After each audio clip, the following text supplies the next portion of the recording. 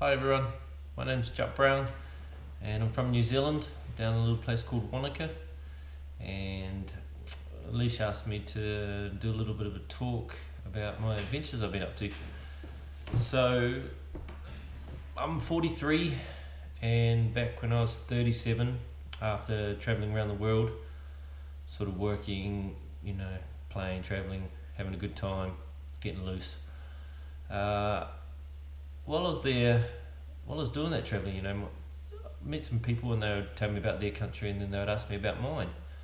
And I'm like, New Zealand, magic, beautiful, but I didn't really know anything about it. So I had a thought and thought, wow, I can't really stay at home anymore. I can't travel anymore. I need to go home and have a good look at New Zealand so I can tell people about it. So I came up with this idea that I would run it. And I have no idea really why that came into my head. I had done one marathon of 42Ks and then I'd just done a 100K marathon in Japan. And for some reason in my head I thought, oh, maybe I can run. So I went out and planned the whole thing from day 1 to day 67 before I even told anybody. And I got so mixed up in what could happen and who I might meet and where I might be able to go and all the cool things and people that I'd come across while I was doing this run, and I forgot about the run. It was kind of bizarre. And then I decided that I told someone, and I rang my cousin, and the reason I rang my cousin was to find out whether he thought I could do it or not. And I told him my whole plan, and I had it right down to the 50Ks that I was going to run, every place I was going to stop, what I was going to do along the way, how I was going to try and connect with people. But I still didn't know if I could do it. And I said to him, do you think I can? And he goes, yeah, I think you can. And I said, why? Because you want to. And I sort of thought, yeah, I really want to, but physically, do you think I can do it? And he goes, yeah, we'll beat anything. He goes, your mind is so strong that your body will follow. And to me, that was all I needed. I was like, sweet. Because you wouldn't have planned everything if you down to this much detail if you didn't really want to do it. So I was like, oh, that's awesome. So off I went, started telling some people, and I got a lot of people that doubted me. Well, even I kind of was as well. So my main question was, I'm going to do this thing, and they would go, oh, you won't make it, you can't do that. I was like, no, I'm not asking you whether I can or not. I'm asking you to imagine if I did. Imagine being my friend, and I ran 3,000 kilometers in 67 days. And I had the most amazing time. And then you went to a party one time and you said to me, mate, I've got this idiot friend, Jack Brown from New Zealand, and he just ran the length of the country, and he's not even a runner. I said, imagine how that would feel when that person hopefully went, wow, you've got some really cool friends, and wow, that's a really cool idea. And once I got people to start doing that, of course it gave me confidence, now that I was, my whole idea was to meet people and have good fun. And I just run between A and B every day, and hopefully I'd make it. But run off the power that people would give me, and the cool places I'd go, and the amazing feeling that I'd get for accomplishing something that was way too big to be even, doable, really, when you're not even a runner or, love sports and stuff like that. But I was more going into the unknown, which is where I like to be, I think. Just before I started New Zealand, I was trying to find sponsorship, and, I was going to do it whether or not anyway, but trying to get some help. And my friend from Japan said, well, as soon as you finish New Zealand, come and run Japan. And I was like, wow, I don't even know if I can do New Zealand yet, but here's the deal. If I make it, and I've had a good time and my body's not too broken, then I promise I'll come to Japan. So just turned 38, and in 2011 I put on some shoes from bottom of New Zealand, Stewart Island, and I started running. I had 3 schools the first day and a few radio things, and I was off. I was on this mission, and I was in the biggest positive mode ever. I couldn't believe that I was actually doing it. we ran the whole way. Everything went perfect. My body didn't really break down. Raised lots of money for the Stroke Foundation, and it was unbelievable. I was lucky enough to get on the TV on day 20, and on that clip I said, "Hey New Zealand, I want to meet you. I want you to come with me." And what happened was unbelievable. Everyone was stopping their cars, ringing me up. I was more busy planning where I was going to meet all these people, at what time, on what corner, on what day, more than I was, that became my goals every day. Was I just got to get through this day to get to the next person, which would get me to the next town. And I was wrapped up in that the running became really easy because I wasn't even thinking about it. And I had so much fun. And then we finished 4 months later, after me going to the mines to pay it off, because it cost me a lot of money to do it, but man, it was a good holiday. Went to Japan, flew to the bottom of Japan, and ran from the south of Japan, Okinawa, right up to Hokkaido, 4,200 k's. Same idea. Thought it'd be cool because it's a different country, and it was just amazing. We did it for the tsunami affected areas from 2011 tsunami, and it was awesome. I got to run right up the coast that was hit by the tsunami, met thousands of people, went to schools. So many things happened because there was no plan. I didn't know really anybody in the places I was going. I wasn't able to check the course out before I went. It was just straight on the old Google Maps, and didn't have someone to drive my sponsored car that I got given at the start, so I drove it 1,000 k's from the start line, parked it in my friend's garage, said I'll see you in a month, and flew to the bottom, brought a baby car and pushed it for the first month as I ran with all my gear and my life inside it, knowing that if I started, something would happen and someone would come along and help me. Sure enough, it started happening right on the day that I got to my car. My dad arrived from New Zealand. He did a week. Friend came, an old girlfriend came, met a guy for dinner. He goes, "What are you up to?" I'm like, running to the other side of the country. He's like, "Huh?" I was like, "What are you doing? Do you want to come with me? Help me out?" And he's like, "Yeah, sweet." So then that happened, and he went right through to the end with me. We raised $20,000 in New Zealand and then $20,000 in Japan. Not a big number, but man, we met thousands of people, and we got people knowing about why we were running, and got people thinking. And my idea is to get people to help me, because I believe that people want to help. They want to be a part of something, and nowadays nobody gives them a chance to, and I want to give them that chance. I want to be someone that they meet and go, "Wow." But hey, and I'm saying thank you for helping me.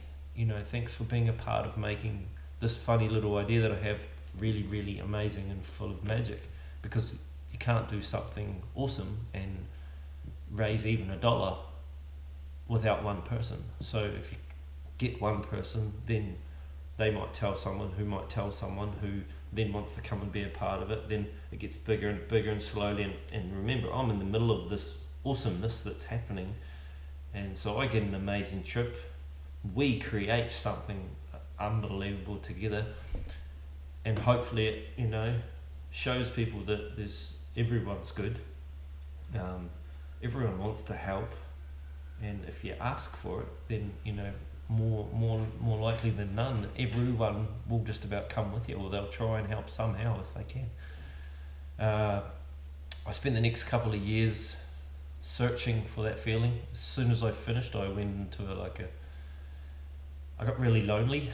All I wanted to do was just turn around and run home again, because I didn't want to lose that feeling that I had out on the road in the middle of the unknown, in the middle of the road where I didn't even know where I was half the time. And so 2015 I got into a race that was going across America. I stayed in the race for about 10 days, and then sort of wasn't liking the racing / everything that was going on. It was just a bit much for me, and didn't really get on too well with the organisers, purely because we had different ways of doing things. Not that we didn't like each other. It was kind of cool in a way that it happened that way. So then I brought another buggy, and I ran from LA to Boston, right across America, for a kids charity called the 100 Mile Club. It went amazing. I ran with a mate that I met in the race, Patrick Sweeney, an unbelievable runner, awesome guy. We had 2 people, Shaki and Vanessa, come and crew with us. They just were 2 friends of his, and they said they'd come all the way with us. Just, again, people, wanting to help. It's just such a simple thing. There's so many people out there, just like yourself, looking for a positive smile or, a hello, and, help someone out. It's a human thing. We want to do it. Got to the end of America, and my friend rang me and said, "Hey, Joe, do you want to run back?" And I was like, "Oh, bro, been on the go for 100 days, a bit sick of running." But I decided, and all of a sudden in my head I went, "No, but let's ride a bike." Didn't have a bike. Hadn't ridden a bike more than one day in my whole life, consecutively. But for some reason in my ideas, again, I didn't want to stop what was happening. I wanted to carry on. I wanted to keep going, and it was becoming my life, what I wanted to do, even though I didn't really know what I was trying to do in a way apart from make people happy and be part of something. So a month later, bought a bike. He flew over. We met in Boston. We rode from Boston up into Canada to the east point, did a U-turn, rode right across Canada to Victoria, Vancouver, and then back down the coast to LA. So I ended up creating a full circle, which I called my circle of awesomeness, just because of all the awesome people and the awesome things that happened along the way. The one thing, my friend who came with me, he did 4 days, 5 days with me, and then he decided that he wanted to do it another way. But again, it's just one of those things. You have to do these things how you can do them and how you want to do them. So we went our separate ways, and I ended up, doing the whole thing by myself, and he did the whole thing by himself. So we both did this really cool adventure, and got it done. I arrived back in LA 10 months after starting the run, in the same spot where I started. And about 6 of the people that I started the run with in America were there, and the Carmen Pat came, Kira from the 100 Mile Club came, and I was just crying with happiness. It was so amazing to have gone so far. It was ridiculous. It's like nearly 19,000 Ks. But it's just a number, it's not something that I like to put in. I don't like the numbers. I like the 20,000 people that I got to meet. The places I got to stay. I camped a lot of the way to save money, and slept on people's lawns and people's houses and things like that. It was just magic, and it's all I want to do. I just want to find people. I want to try and help them. I want to, go to Nepal and help rebuild a school. I want to, any of you guys, if you have any ideas, I'd like to help you if I can. Sometimes it's the little things, you might have this idea that you're too scared to tell anybody, but you're so passionate about it, you want to do it, but you don't know how, or you're scared that people are going to say it's stupid. Tell me, because I don't think anything's stupid, and I think everything's doable now. I love it. I love people who show passion, and I think if you can show passion, what sounds to you like a crazy idea, and to them what a crazy idea, turns into something when they're looking at you in the face going, wow, look how much he or she wants to do that.